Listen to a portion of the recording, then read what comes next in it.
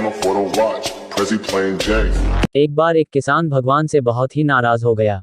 किसान बहुत मेहनती था, बहुत मेहनत से वह खेतों में अनाज उगाता, उसकी देखभाल करता, पर अक्सर उसकी फसल खराब हो जाती। कभी सूखा पड़ जाता, कभी बाढ़ आ जाती, कभी तेज धूप, कभी आंधी, कोई न कोई कारण बन ही जाता कि उसकी फसल खराब हो जाती। एक दिन वह किसान गुस्से में आसमान की ओर देखकर भगवान से कहा, हे ईश्वर, आपको लोग सर्वज्ञता मानते हैं कि आप सब जानते हैं, कहते हैं कि आपके इच्छा के बिना एक भी पत्ता नहीं हिलता, पर मुझे तो लगता है कि आप छोटी सी छोटी बात भी नहीं जानते। आपको तो ये भी नहीं पता कि खेती बाड़ी कैसे करते हैं। अगर आप जानते होते तो हर समय जो बाढ़, आंधी और तूफान आते हैं वो कभी नहीं आते। आप नहीं जानते कि कितना नुकसान उठाना पड़ता है हम किसानों को। यदि आप मेरे हाथ में यह शक्ति दे दे कि जैसा मैं चाहूँ वैसा मैं मौश कर दूं, फिर आप देखना मैं अन्य के भंडार लगा दूंगा। भगवान इस किसान के तीखे वाक्य सुनकर मुस्कुरा रहे थे और वह किसान के सामने प्रकट होकर बोले, मैं आज से तुझे यह शक्ति देता हूं कि तुम अपनी खेतों पर तुम्हारी जैसी इच्छा ही तुम वैसा मौश कर दोगे। मैं बिल्कुल भी दखल नहीं दूंगा, तुम्हारी इच्छा से सब कुछ होगा। किसान बहुत खुश हो गया। किसान ने गेहूं की फसल अपनी खेतों में बोई। जब उसे लगा कि खेतों को धूप चाहिए तो खेतों को धूप मिले, जब पानी बरसना चाहिए तभी पानी बरसा, आंधी, तूफान, बाढ़ कुछ भी उसने अपने खेतों पर आने नहीं दिया। किसान के खेत में इस वर्ष ऐसी फसल हुई जैसी कभी नहीं हुई थी। हरी भरी लहलहाती फसल। मन ही मन वह बहुत खुश हो गया और सोचने लगा, अब सबूत के साथ दिखाऊंगा भगवान को कि इसे कहते हैं शक्ति का सही उपयोग। मेरी सफलता देखकर उन्हें अपनी नियम जरूर बदलने पड़ेंगे। कुछ दिन गुजरे, फसल कटने को तैयार हो गए।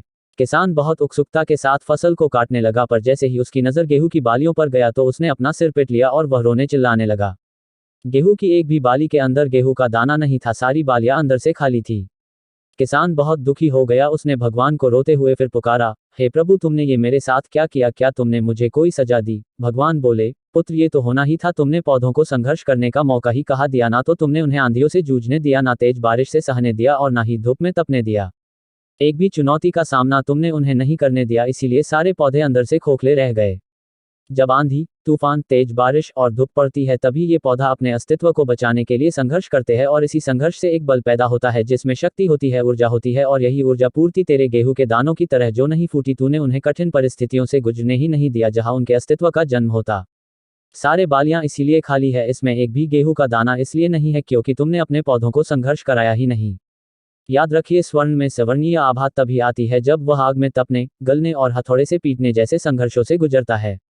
कोयले का टुकड़ा हीरा तभी बनता है जब वह उच्च दाब और उच्च ताप की मुश्किल परिस्थितियों से गुजरता है। इसी तरह यदि हमारी जिंदगी में कोई संघर्ष ही ना हो, कोई चुनौती ही ना हो, तो हम भी गेहूं की बालियों की तरह खोखले रह जाएंगे, कोई अस्तित्व नहीं होगा हमारा। विपरीत परिस्थितियां, चुनौतियां, समस्याएं हमें और अधिक निखारती है। यदि जीवन में कठिन परिस्थितियां और चुनौतियां आए तो घबराना मत, बल्कि सामना करना। विश्वास करना कि आप और अधिक निखर जाओगे और अधिक मजबूत बन जाओगे। किसी ने कितना सही कहा है, जिंदगी जीना आसान नहीं होता, बिना संघर्ष कोई महान नहीं होता। जब तक ना पड़े हथौड़े की चोट तब तक पत्थर भी भगवान नहीं होता।